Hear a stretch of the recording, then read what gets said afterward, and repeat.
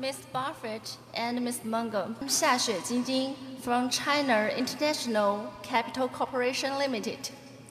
Last week, China announced 12 new measures on further opening up the financial industry. All these measures will allow more invested institutions to enter into Chinese financial market and to ensure the policies of foreign investment to be consistent with those of domestic investment. What do you think about these new measures?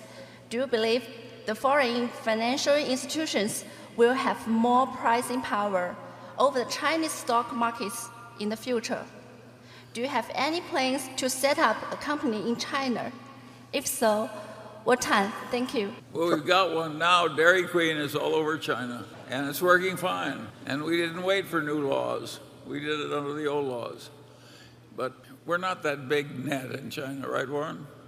We're not that big what? In China. No, but we had something, that could have happened that would have been quite sizable. With China, it's a big market, and we like big markets. I mean, we really can only deploy capital in a major way, maybe in 15 or so countries, just because of the size. But generally, I think the climate is getting better.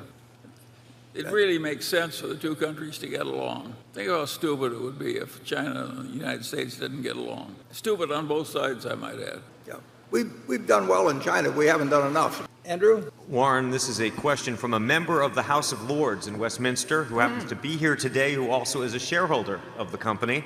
This is Lord Gadia, who says, you've written, we hope to invest significant sums across borders.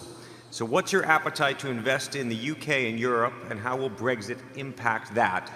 And while we're at it, what's your advice for solving UK's Brexit dilemma? That's yours, Warren. Well, I will tell you this. I mean, I gave an interview to the Financial Times, and I don't do that very often. But one of the considerations I have is that I would like to see Berkshire Hathaway better known in both the UK and Europe. And the FT audience was an audience that I hoped would think of Berkshire more often in terms of when businesses are for sale. Our name is familiar, I think, pretty much around the world, in at least financial circles. But there's no question, if anybody's going to sell a large business in the United States, they're going to think of Berkshire. They may decide for other reasons they'd rather do it differently.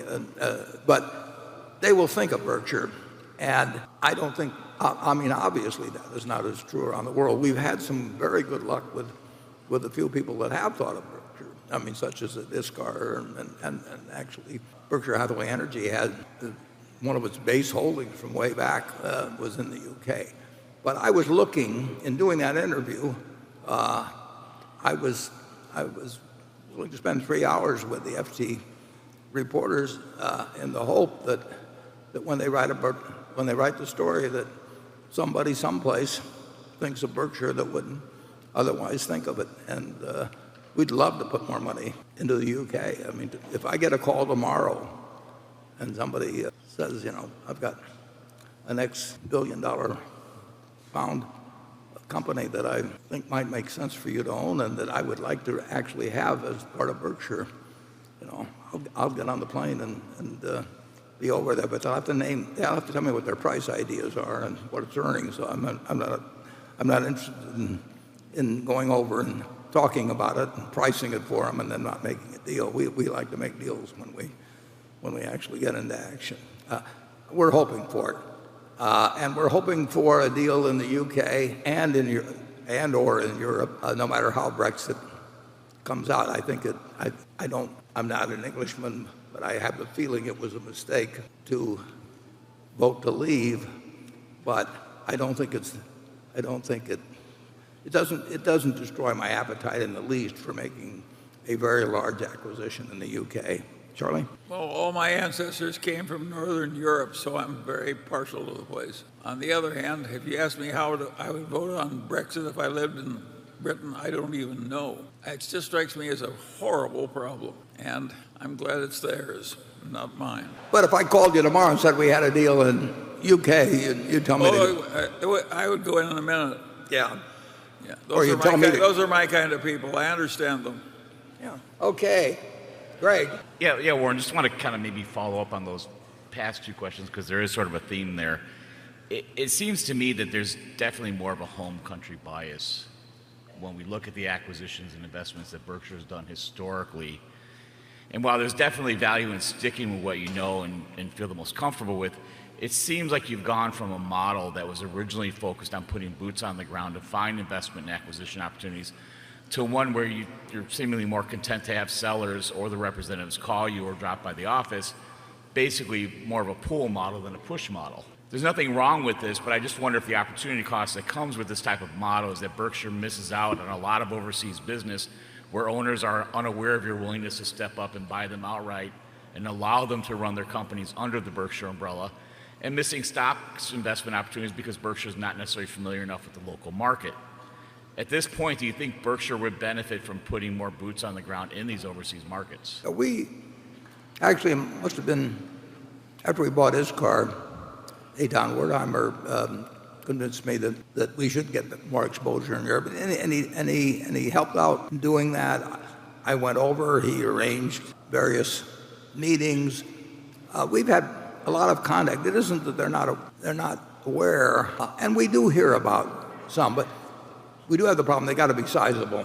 I mean, if we do a $1 billion acquisition and it makes $100 million or thereabouts pre-tax, $80 million after tax, it's, if we really know the business and we're sure we're not going to have a problem with the people running it being motivated in the future and doing a similar job as to when they had their own money in and everything, it's nice to add 80 million to 25 billion, but you can't afford to spend lots of time doing that. And we gain something by having Todd and Ted do some looking at things, screening them, and all that sort of thing. But in the end, you want some family that's held their business in Europe or in the UK for 50 or 100 years that can make a deal and that wants to do it with Berkshire. I mean, if they're looking to get the most money, if they want to have an auction, we're not going to win and we're not going to participate because we're not going to waste our time on it.